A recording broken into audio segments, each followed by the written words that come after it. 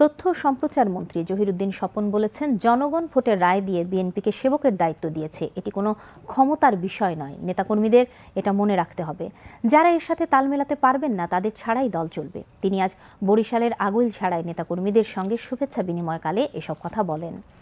নির্বাচনী প্রতিশ্রুতিগুলো দ্রুত বাস্তবায়নের উদ্যোগ নেওয়া হচ্ছে জানিয়ে তথ্যমন্ত্রী জানান, আগামীকাল থেকে বরিশালে খাল খনন ও বৃক্ষরোপণ কর্মসূচি শুরু হবে। বুলবুল আহমেদের তোলা ছবিতে ইকবাল ফরহাদের রিপোর্ট। মন্ত্রী হিসেবে দায়িত্ব নেয়ার পর শনিবার প্রথমবারের মতো নিজ নির্বাচনী এলাকায় যান তথ্য ও সম্প্রচার মন্ত্রী জহিরুদ্দিন স্বপন। সেখানে বরিশালবাসীর ফুলেল শুভেচ্ছায় সিক্ত হন তিনি। আগৈলঝাড়া উপজেলা পরিষদ মিলনায়তনে তাকে শুভেচ্ছা জানাতে আসা নেতাকর্মীদের উদ্দেশ্যে তথ্য ও সম্প্রচার মন্ত্রী বলেন, তারেক রহমানের প্ল্যান বাস্তবায়নে সবাইকে নিরলসভাবে কাজ করতে হবে। আমাদের এই দায়িত্ব কেবলমাত্র সেবকের দায়িত্ব, এটি কিন্তু কোনো ক্ষমতার বিষয় নয়। এটি হচ্ছে জনগণকে সেবা দেওয়ার একটা কাজ। অতএব আমাকেও যেমন এটা মনে রাখতে হবে, আমার সহকর্মীদেরকেও মনে রাখতে হবে। আমাদের দল এখন সরকারি দল, আমি সরকারের একজন মন্ত্রী।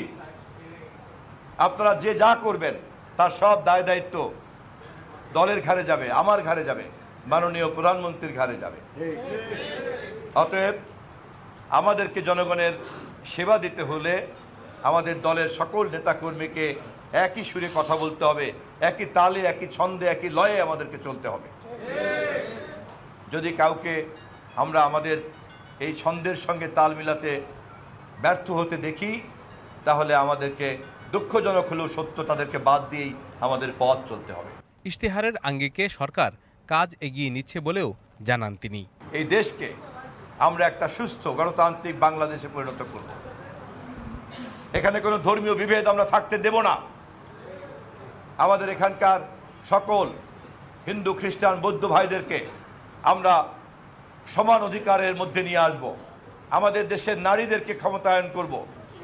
ফ্যামিলি কার্ড যে প্রতিশ্রুতি আমরা ইলেকশনের সময় দিয়েছিলাম, গতকালকেই ক্যাবিনেট বৈঠকে আমরা এ বিষয়ে সিদ্ধান্ত নিয়েছি। রোজার মাস থেকেই ধারাবাহিকভাবে আমরা এই ফ্যামিলি কার্ড বিতরণের কাজ শুরু করব। আগামীকালকে আমি খাল খনন কর্মসূচি উদ্বোধন করব গৌর নদীতে। খাল খননের পাশাপাশি খালের দুই পাশে আমরা বৃক্ষরোপণ করব। এর আগে সকালে তিনি বরিশাল শিল্পকলা একাডেমি মিলনায়তনে জেলা প্রশাসন আয়োজিত মহান ভাষা দিবসের আলোচনায় অংশ নেন।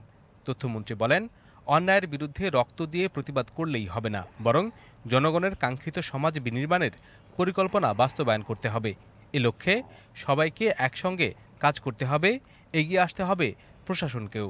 প্রশাসনের যারা নিজেদের ইচ্ছায় জনগণের বিরুদ্ধে দাঁড়িয়েছিল, তাদেরকে চিহ্নিত হতে হবে। রক্তের বিনিময়ে কেবল অন্যায়ের বিরুদ্ধে বিদ্রোহ করলেই হবে না, তার বিপরীতে যে সুন্দর সমাজ আমরা চাই, সেই সুন্দর সমাজ গঠন করার পরিকল্পনাও থাকতে হবে।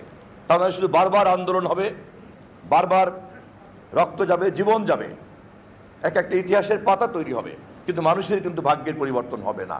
এদেশের প্রত্যেকটি বাহিনীকে দলীয় বাহিনী হিসেবে ব্যবহার করা হয়েছে, প্রত্যেকটি প্রশাসনকে দলীয় বাহিনী হিসেবে ব্যবহার করা হয়েছে। যে অন্যায় অত্যাচারের বিরুদ্ধে রক্ত করে আজকে আমাদের এই পরিবর্তন আনতে হলো, সেই অন্যায় অত্যাচার তো কোনো নতুন প্রশাসন বা ভিন্ন কোনো প্রশাসন করে নাই, ইচ্ছায় অনিচ্ছায় তাদেরকে দিয়ে করতে হয়েছে। কিছু কথা খুব স্পষ্ট থাকতে হবে, পরিষ্কার থাকতে হবে, সেটি হচ্ছে প্রশাসনকে তার সক্রিয়তা বজায় রাখতে দিতে হবে।